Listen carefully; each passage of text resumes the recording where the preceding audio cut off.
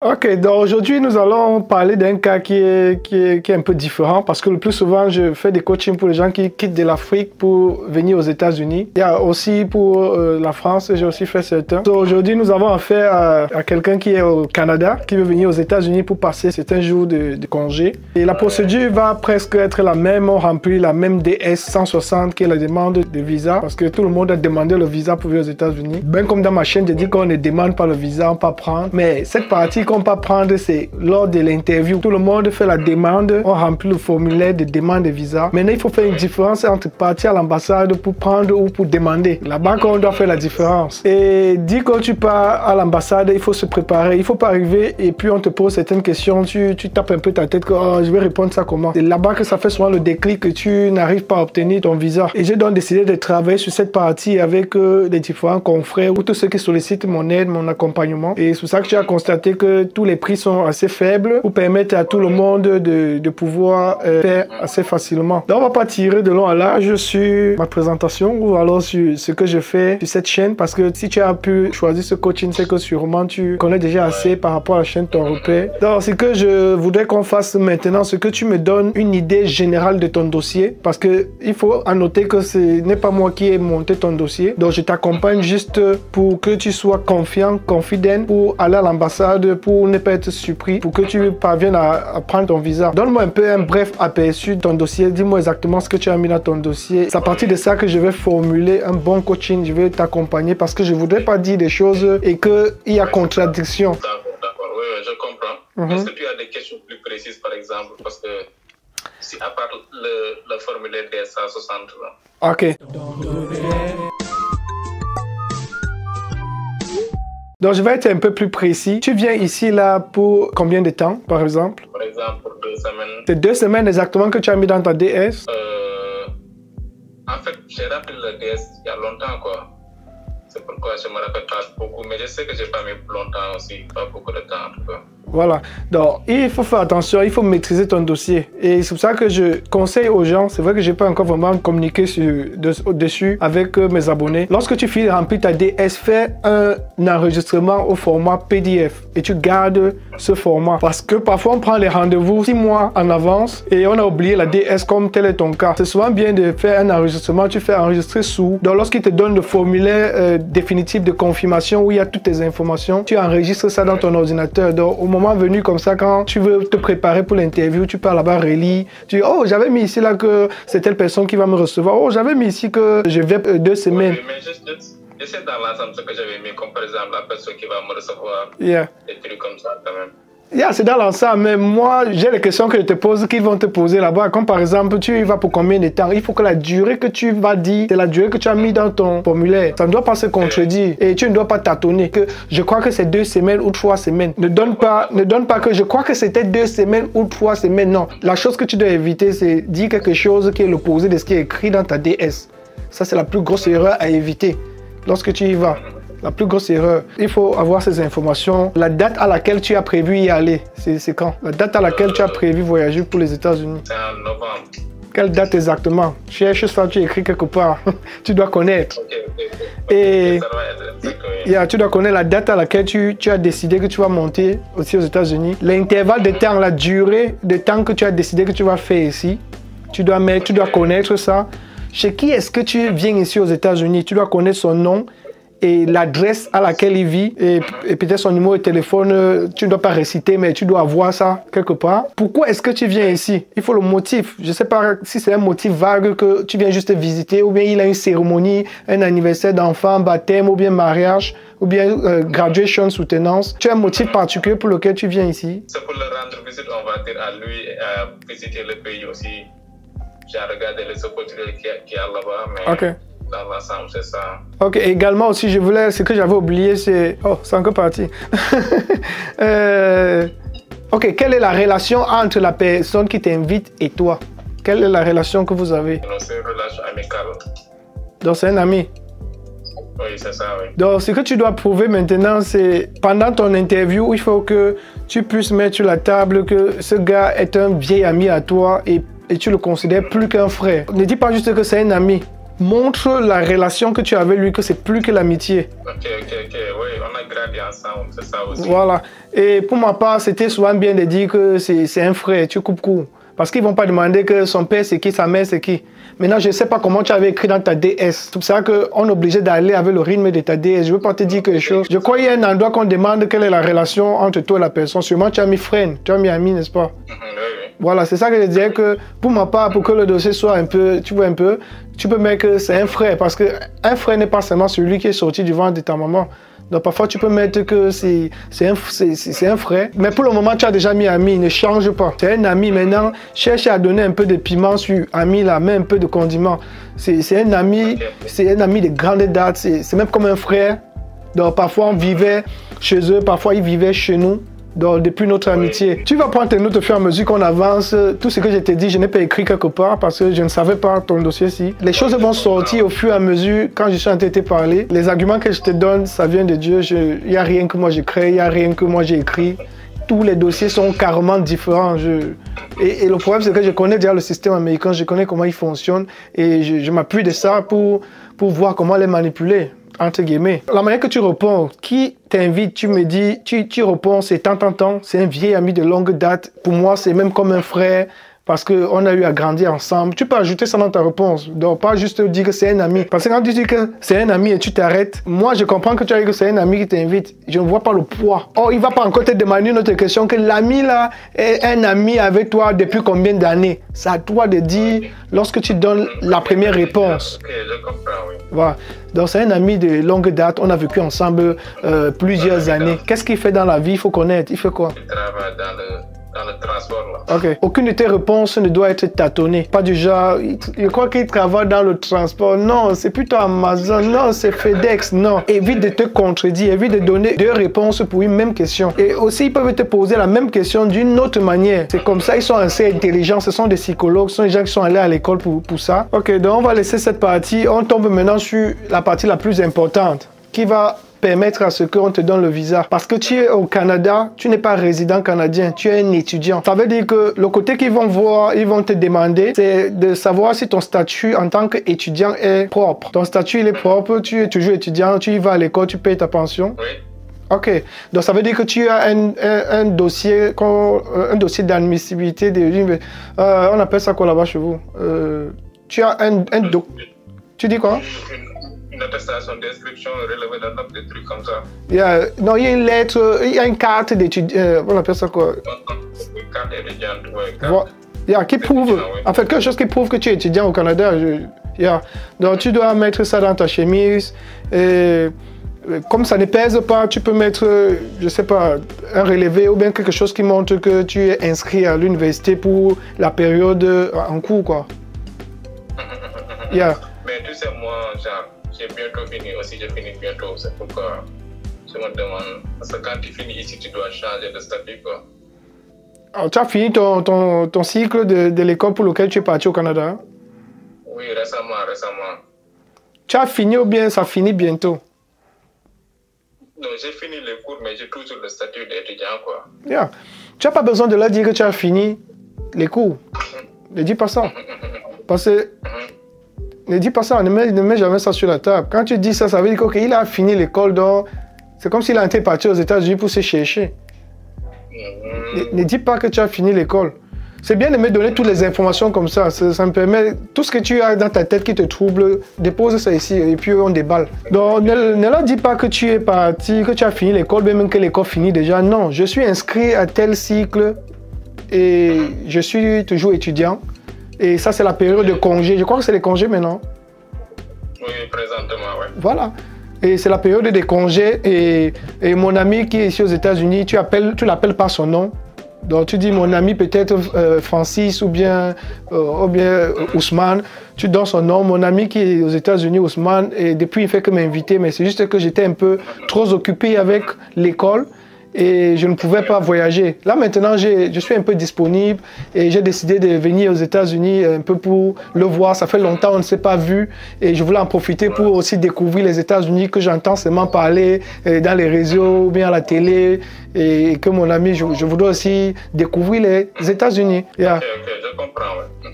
Donc, et de cette manière que tu parles, le visa canadien pour les États-Unis, c'est facile. J'ai mon grand frère qui est au Canada. Il est venu ici là pour nous rendre visite. C'était facile. Mais certes, pour lui, c'était plus facile parce qu'il a une résidence canadienne. C'est plus facile. Mais avant ça, j'ai monté le dossier et j'ai accompagné une demoiselle qui vivait au Canada comme étudiante. Elle venait ici là pour retrouver son fiancé à l'époque. Elle vit même finalement déjà ici.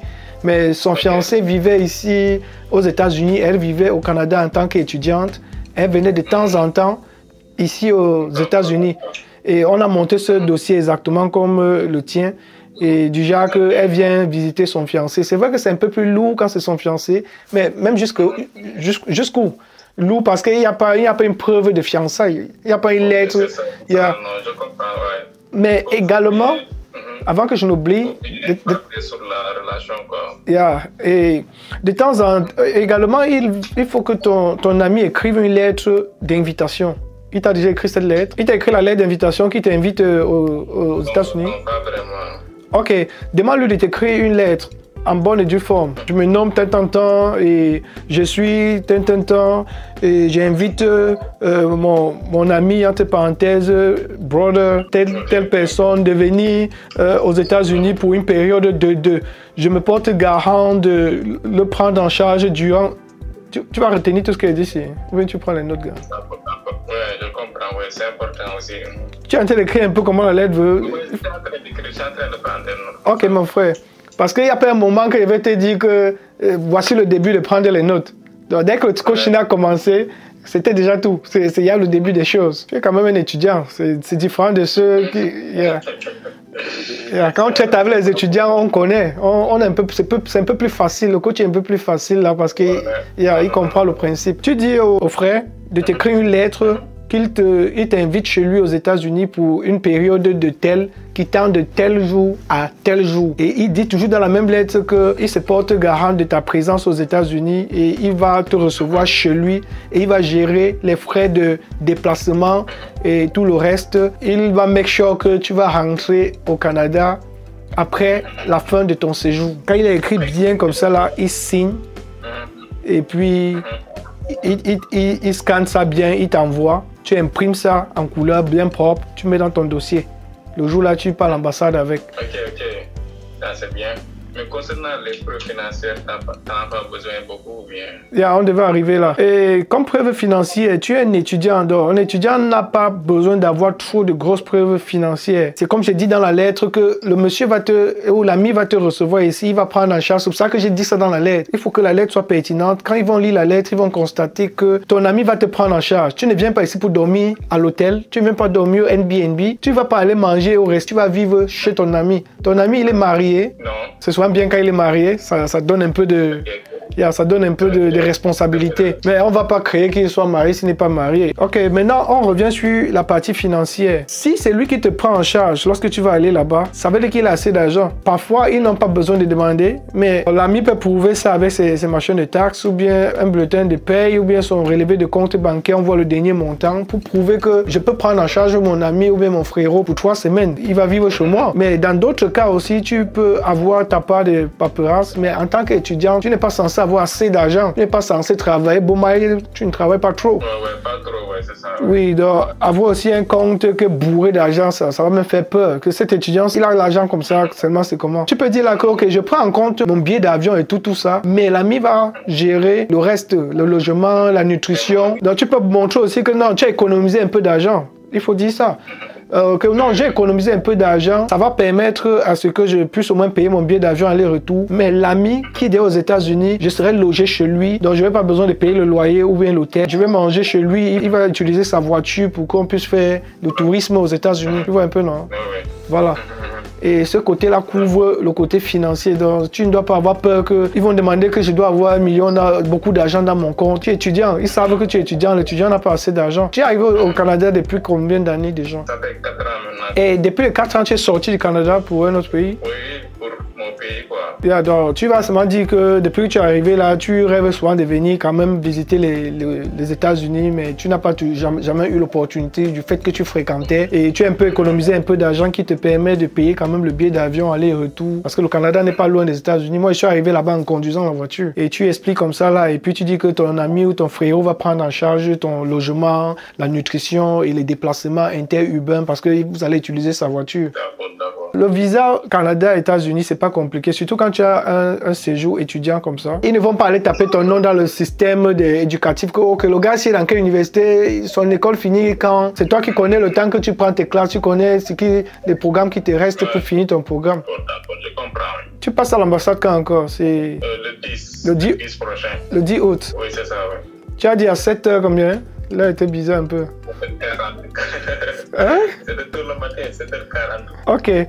Maintenant, on va parler de comment tu vas te préparer pour aller à l'ambassade. Et avant qu'on arrive là, est-ce que tu as certaines questions? Tu as une question par rapport à ce qu'on s'est dit jusque-là? Tu m'as pas compris. J'ai dit qu'avant qu'on ne parle de la préparation en elle-même, le jour de l'interview, je voudrais d'abord savoir si tu as des questions par rapport à ce qu'on s'est dit jusque maintenant.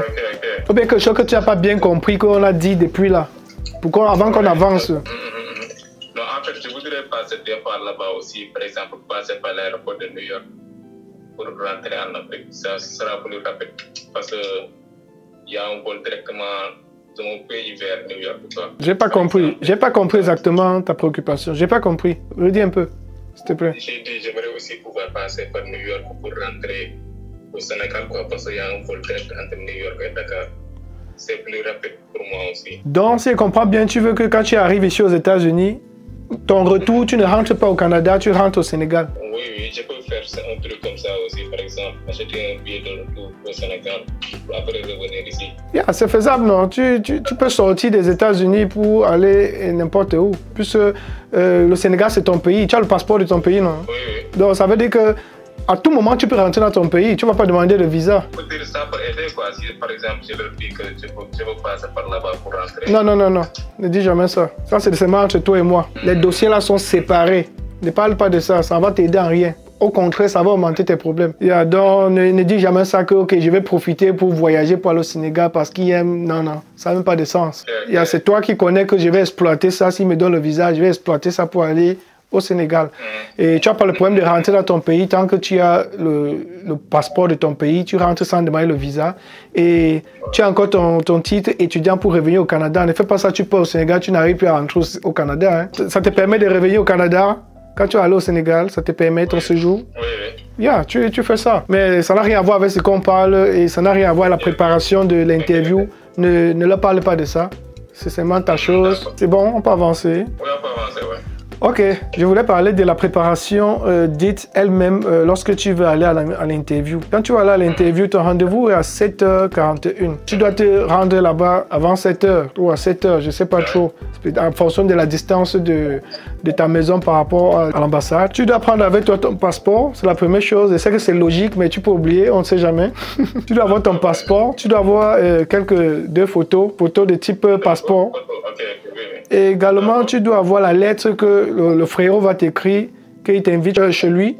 Tu dois avoir cette lettre. Tu dois avoir ton document qui prouve que tu es toujours étudiant au Canada. Je ne sais pas si c'est la carte d'étudiant ou bien c'est une lettre de mise en études au Canada. Tu connais mieux que moi, je ne connais pas, je connais pas trop. Oui, je comprends ce que tu veux dire. Oui. Tu as la lettre là, tu as aussi ta carte d'étudiant, ça ne pèse pas. Tu mets dans ton porte-monnaie. Et tu dois avoir aussi ton relevé bancaire. C'est vrai qu'il ne doit pas avoir grand-chose. Je dis comme ça, qu'est-ce que j'en sais?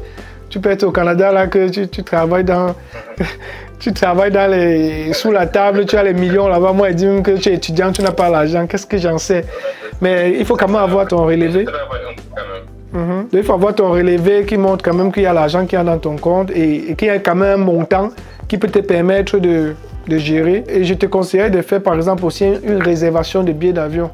C'est souvent gratuit. Ou bien tu peux payer un petit montant d'argent, tu dis que je réserve, ça aide aussi souvent.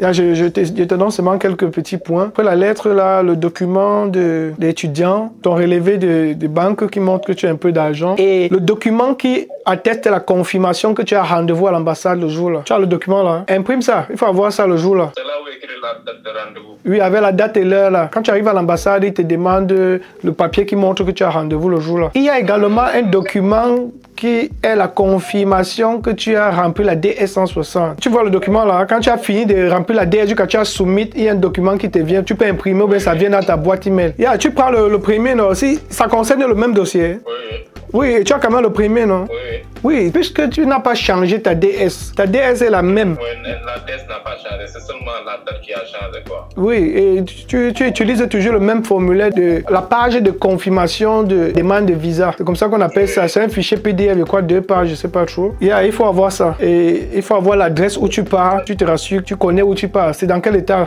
Philadelphie. Et si tu peux, il faut connaître l'adresse de sa maison, ou bien pas seulement de réciter. Tu peux quand même connaître dans quel quartier à Philadelphie ou bien dans quel street. Tu n'as pas besoin de réciter toute l'adresse avec le zip code, mais si tu dis que peut-être qu'à Philadelphie, à la rue, t'entends, c'est suffisant.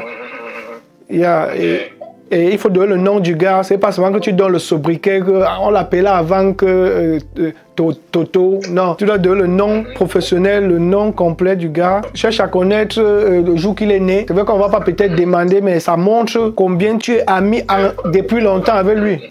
Donc, tout ce que je te donne, c'est pas nécessairement qu'on va te demander tout ça le jour-là. Mais je veux seulement te remplir avec tout genre de questions-réponses. Et dès qu'on demande tac, tu sors. On demande tac, tu sors. Ça doit être plus peur. Oui, et tu es confident. Donc, tu pars, tu n'as plus peur comme avant. Tu pouvais avoir peut-être peur avant. Maintenant, là, tu pars prendre le visa. Dis-toi que tu pars prendre le visa. C'est pas la blague. Et tu es beaucoup plus confident. On est en train de parler de comment est-ce que tu vas arriver à l'ambassade. J'ai à citer la liste des documents que tu dois apporter avec toi là-bas. Et si tu sens que j'ai un document que j'ai pas cité qui est important, tu ajoutes. Parce que je suis pas un savant. Je connais pas tout.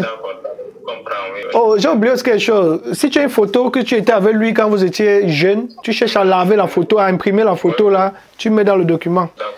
Donc, ça, ce sont les preuves en exagération que je donne. Donc, le sommet, jusqu'à ce que s'ils te disent quelque chose qui a raté pour qu'on te donne le visa, tu es seulement surpris. Tu dis que non, vous-même là, ça, c'est la sorcellerie. Parce que je suis en train de toucher tous les points. Parce que j'ai déjà coaché beaucoup de gens et je connais déjà ce qu'ils attendent de vous là-bas à l'ambassade. Tu n'oublies pas de mentionner que c'est un ami de longue date et ça fait longtemps que vous ne vous êtes pas vu depuis que tu es au Canada, il est aux États-Unis. Tu es vraiment surpris que vous êtes à quelques heures de séparation, mais vous êtes assez distant, vous n'avez pas vu et tu voulais un peu briser la glace pour essayer de vous revoir parce que vous avez vécu beaucoup l'enfance et sûrement vous avez un tas de choses à vous dire, un tas de projets à gérer dans le futur. Ok, on continue sur le jour de l'interview.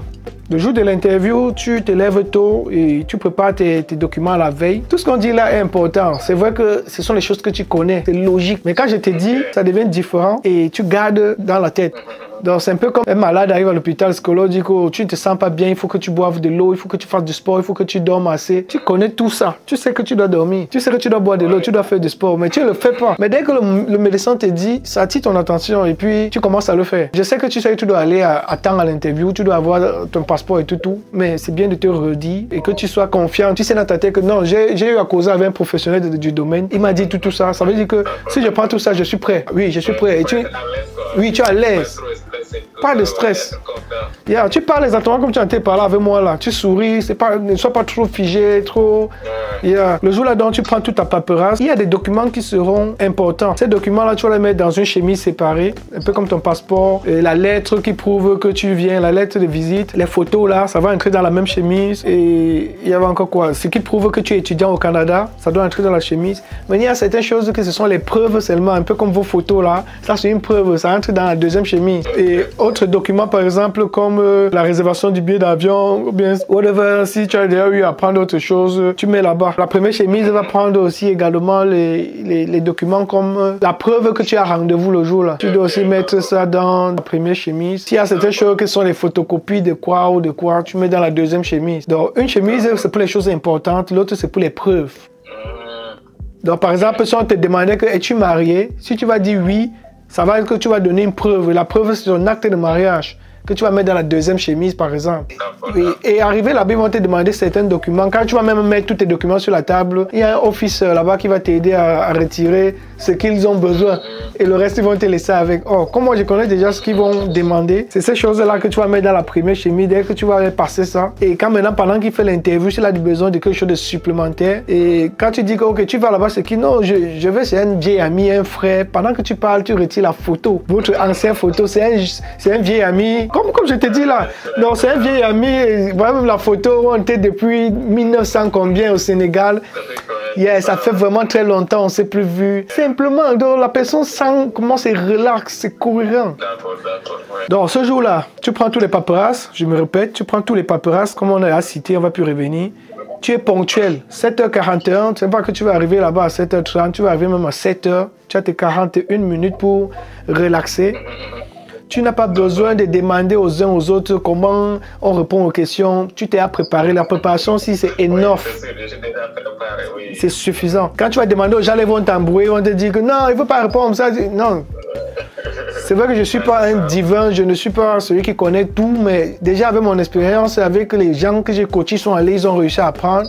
J'utilise leur expérience, j'utilise mon expérience personnelle également parce que je suis arrivé ici aussi en 2016 par visite. J'ai eu un visa visiteur et je suis allé à l'ambassade. Quand je suis rentré et puis j'ai dit qu'on m'a validé le visa, les gens étaient surpris. On me demande, on t'a donné le visa? Je dis oui. Ils disent on ne donne pas. On dit que mon frère l'a fait ici, on ne donne pas facilement. Hein. Je dis ah bon? Il dit que... Et quand je partais, je ne me suis même pas préparé comment on se prépare là parce que je me disais seulement que je m'avais prendre le visa. Un peu comme si j'ai rempli la DS, on a dit que tel jour...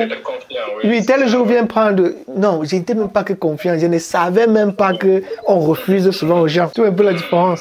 Donc, quand je suis parti, j'ai répondu aux questions terre à terre, basic. Et c'est après donc là que... Et quand on me donne, quand je rentre, je dis aux gens, on m'a donné, ils sont étonnés. Et après là, j'ai demandé aux uns aux autres avec qui on me donnait. Parce que pourquoi on ne t'a pas donné? Je ne sais pas. J'ai commencé maintenant à faire une étude des différents cas et j'ai dit aux gens que voici comment j'avais fait pour avoir le visa. Les gens sont partis, ils ont appliqué, ça marchait et c'est là donc que j'ai décidé que je vais alors aider les autres, je vais faire un peu une chaîne comme ça, je vais aider les confrères et voilà. Dans le jour là, sois ponctuel, tu pars à l'ambassade tôt. L'habillement, ça joue aussi, tu n'es pas un voyou. C'est vrai que quand il dit voyou, moi je suis le premier avec ma coiffure, mais je suis un voyou responsable. Quand tu me vois en première vue, tu vois en moi un gars délinquant voyou, mais je suis quelqu'un qui ne fume pas, ne boit pas d'alcool, cherche pas les femmes, n'est pas dans les circuits.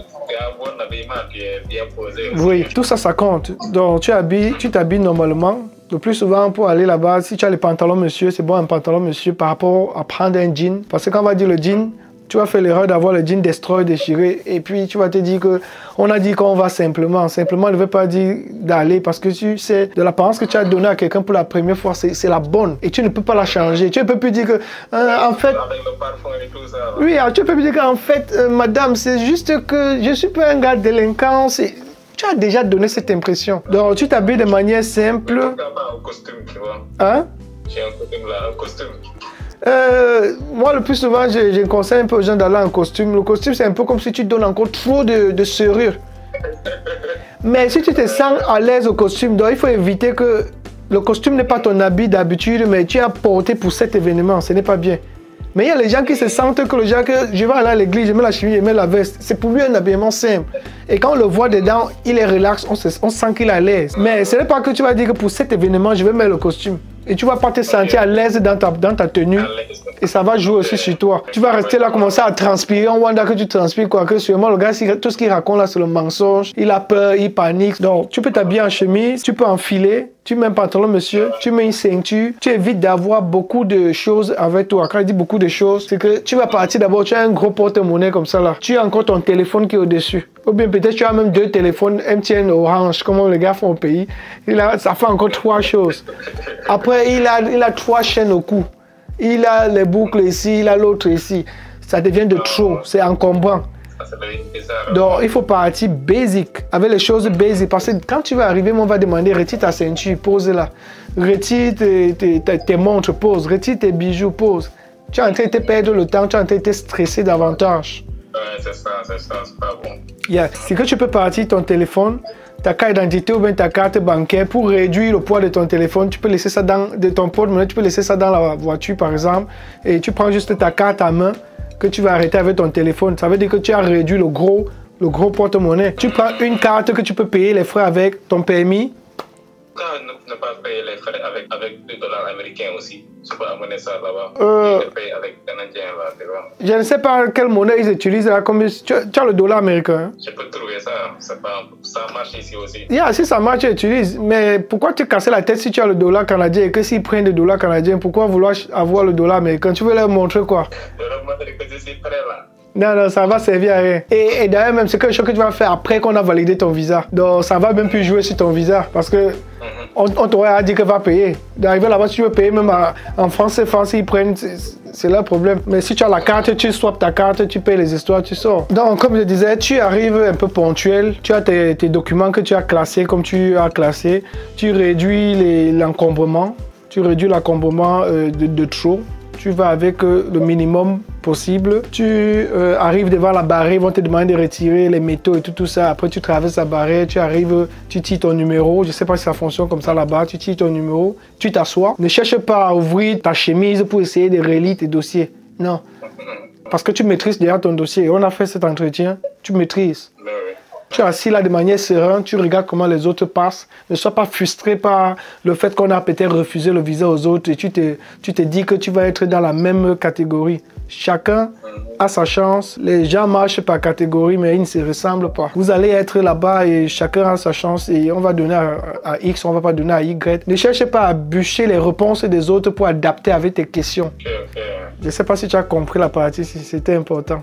Tu as compris ce que je voulais par là dire? Ne cherche pas à adapter tes réponses avec la réponse des autres. Si par exemple on a posé une question à quelqu'un là-bas, il a répondu. Ne cherche pas à dire qu'on lui a posé la question, s'il a répondu comme ça. Et on lui a donné le visa. Donc si on me pose, je vais répondre la même question. Non, vos dossiers sont montés différemment. Et c'est toi qui connais ce qui est dans ton dossier. Il a ta DS, il a tout ce que tu as rempli là, il a ça devant son ordinateur quand il cause avec toi.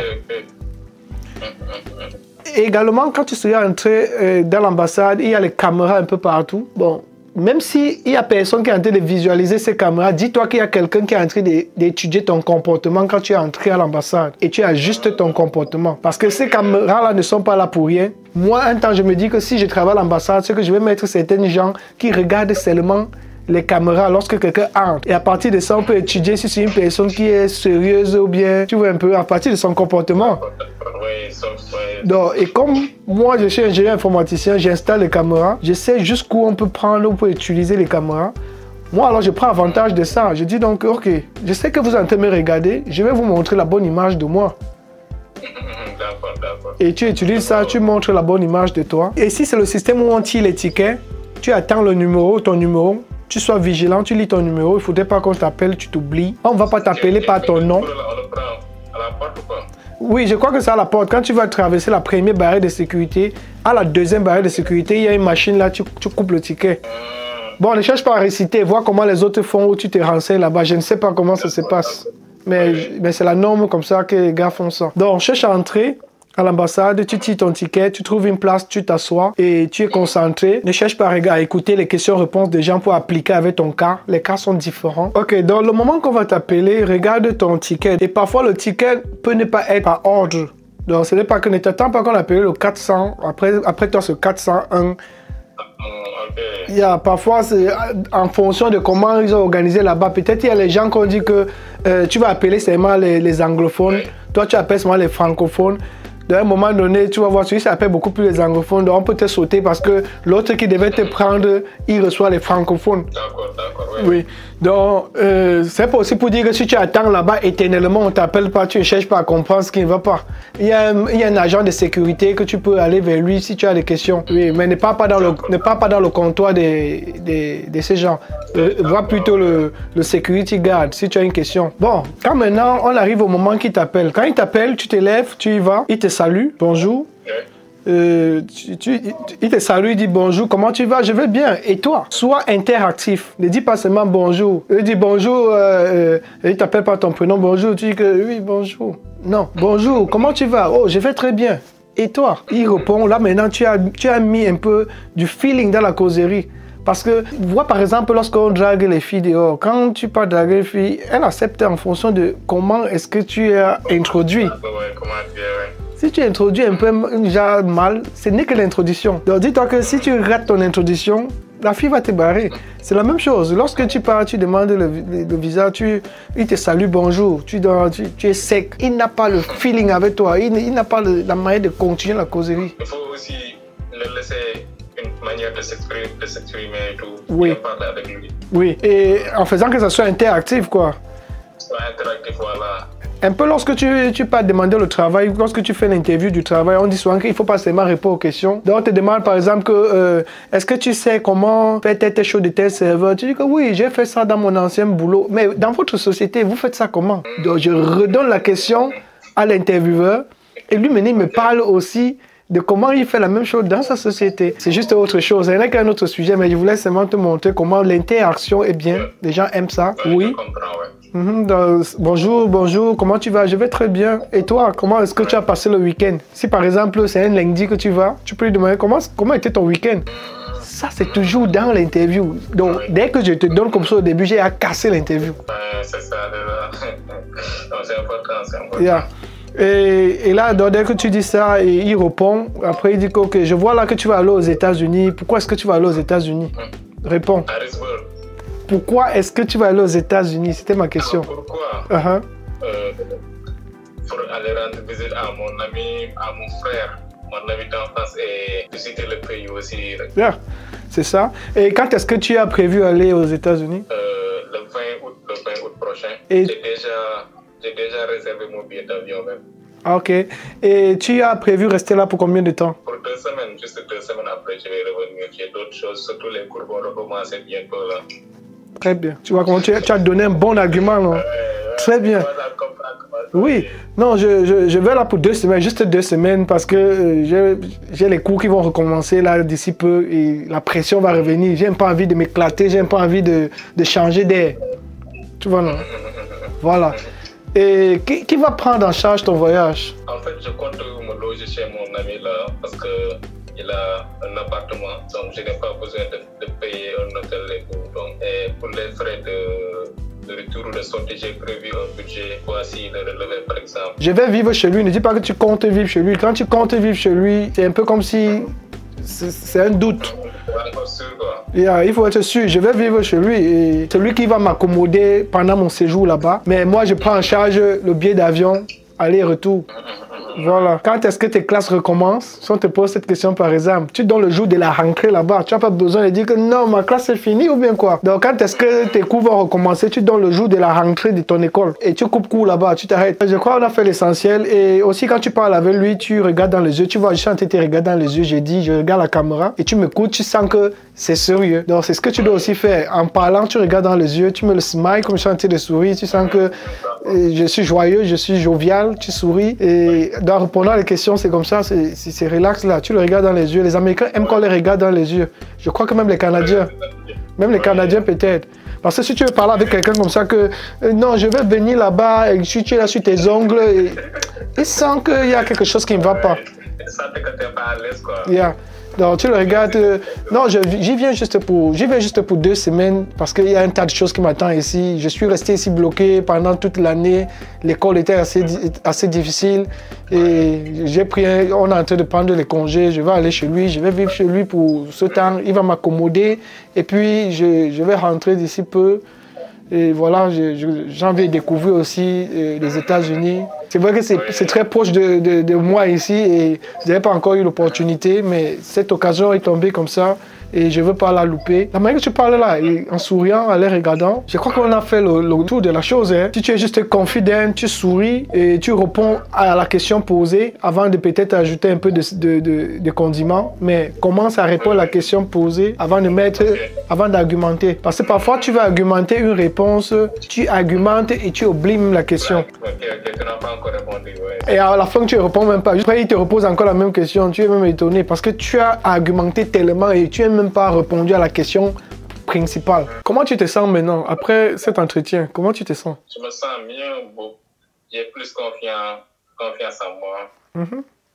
Et je sens que je suis plus prêt. Voilà.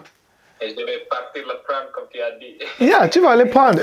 Et quand tu vas prendre, on va encore s'appeler. Tu vas m'expliquer comment ça s'est passé. Tu vas voir comment c'est facile. Oui, bien sûr, ouais.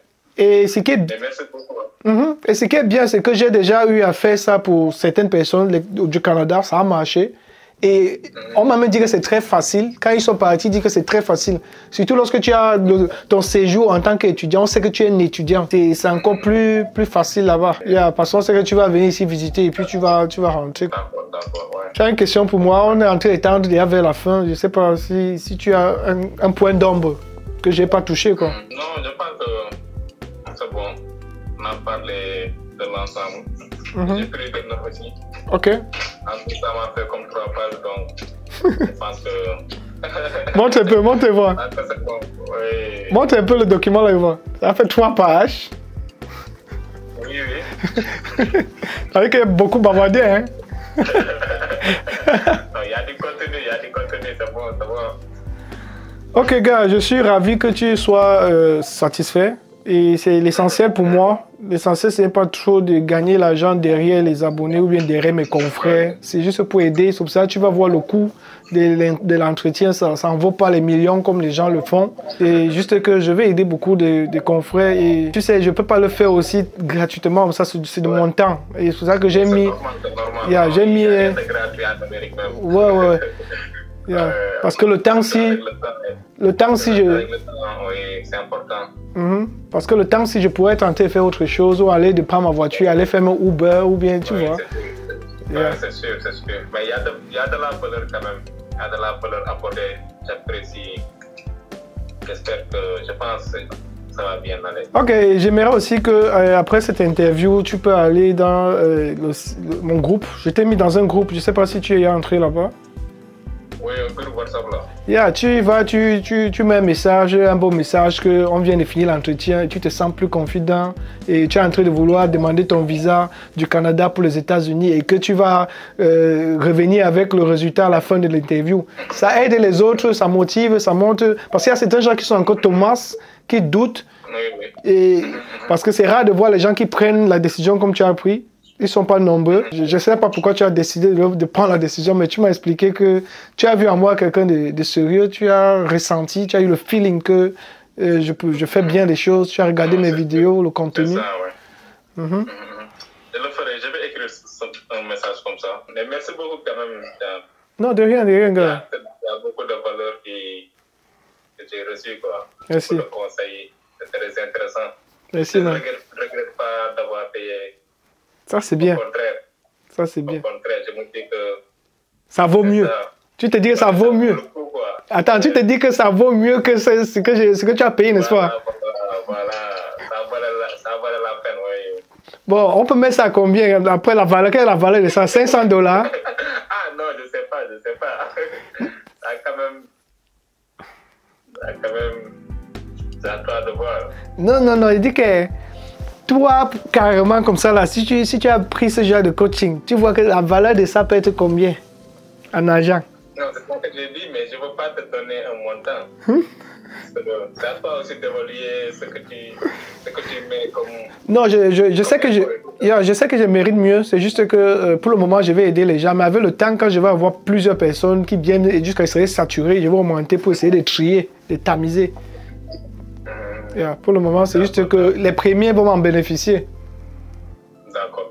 Non, c'est bon aussi. Il n'y a pas pour viser plus de nombre que le bénéfice. Oui, c'est ça. Ça aussi. Mais bon, je te tiendrai au courant. Merci beaucoup. D'accord. Et entre-temps, depuis maintenant jusqu'à le 10, si tu as les questions, tu as les problèmes, tu peux m'écrire. Et s'il y a un problème, un point d'ombre, on peut encore mieux ajuster, quoi. Oui. D'accord. Ce que vous te dit, cherche à te rappeler exactement de ce que tu as écrit dans ta DS. Cherche à voir si tu peux avoir même la DS ou bien les dates que tu avais mis. Je sais pas. Cherche ça. Parce qu'il ne faut pas dire quelque chose que c'est le contraire de ce qui est écrit. C'est le contraire de ce qui est écrit, quoi. Voilà. Oui. Bien, je vais te laisser et je m'en vais continuer mes occupations. C'est parfait.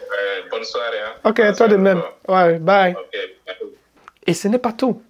Votre repère se trouve dans ton repère, la boussole des Africains en Amérique. Merci. Ton repère.